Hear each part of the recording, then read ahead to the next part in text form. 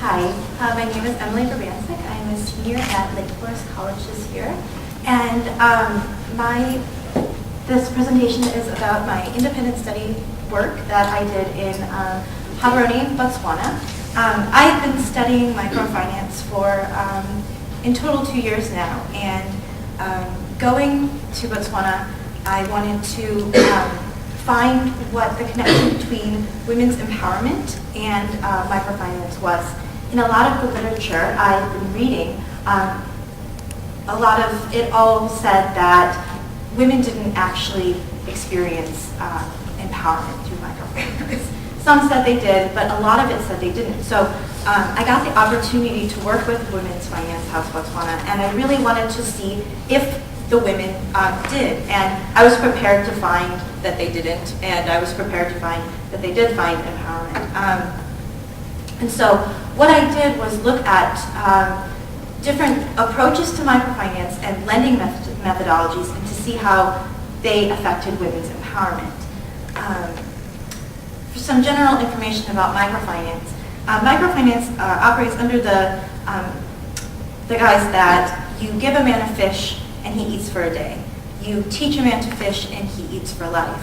Microfinance is providing small microcredit loans between $50 and $300 US dollars to micro entrepreneurs to contribute to their micro enterprises. They lend to the poor. The poor are deemed usually unbankable or uncreditworthy, that they don't understand banking processes, which actually they've proven wrong. The poor actually have about 90% repayment rates to their loans, which is actually sometimes better than anyone in this room. And so microfinance is looked at as a development tool to alleviate poverty, contribute to community development, social capital, and empowerment. My definition of empowerment was the expansion of freedom of choice and action in a person's daily life conditions. And I distinguish there's economic and social empowerment. So I worked with Women's Finance House Botswana, also known as Tusang Basadi, which in Setswana means help the women. They were an NGO that started in 1993. And they're a microfinance institution with goals to becoming financially self-sustainable. That means that they are not dependent on donor funds. Their target group are Botswana citizens, women entrepreneurs that have had a business for at least 6 months, and these women all have to be between 18 and 65 years old. They offered microcredit loans and savings programs, and they operated under the Grameen group lending methodology. My methodology was interviews and discussions with Tusang Basadi's staff and clients, as well as participant observation, and I had access to internal documents explaining the NGO. So my first section was to look at the financial self-sustainability approach. And what that approach does, it gives women a very clear and specific goals that they will receive from the organization. And I found that women actually experienced economic empowerment. They had more choice and action in what they did with their money.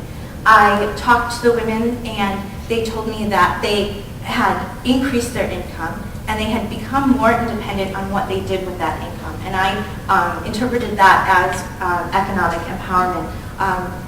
The women identified that they were spending more money on their family. They were sending their children to school. One woman actually told me that her son was able to go to the United States to study because of the loans that she received from Tusang Basadi.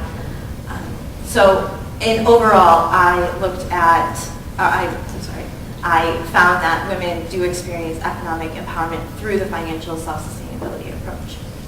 Secondly, I looked at the group lending methodology. Very quickly, the group lending methodology is also known as the joint liability program, where a group of women or borrowers come together and get a loan and are all equally responsible for that loan. So if one person defaults, the other person in the group is responsible for that money. So it creates this peer pressure and shared responsibility to repay their loans on time, and incorporates good business practices within the lending. They also had to meet at center structures, which all the groups of a certain geographic area would come together and repay their loans together with one loan officer.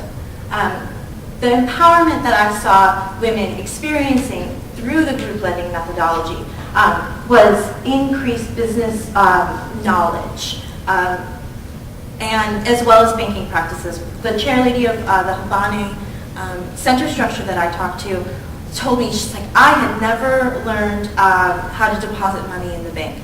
Now I am the chairlady of this center, and I'm carrying around everyone's money, and I go to the bank and deposit that. And just how she said that was amazing to me. And she was so proud, and she had learned all of these leadership roles, and people depended on her. She was able to expand her life actions to include having this leadership role.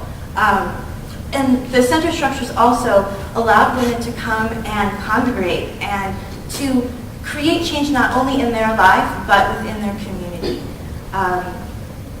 They would come and share their fares with each other, so they would buy each other's products, or come and talk to each other about men problem, or children, or what was going on in their village. So it was a place where they could create social networks to sell their goods, to increase their income. So in that way, I saw a bit of social empowerment coming together as a community to actually create lasting change.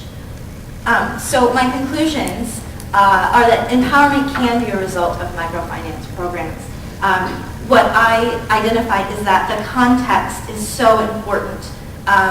The considerations of program design, using certain things like group lending methodology actually has an attainable end, and we have to be very aware of how we implement the program design and what results we want to see.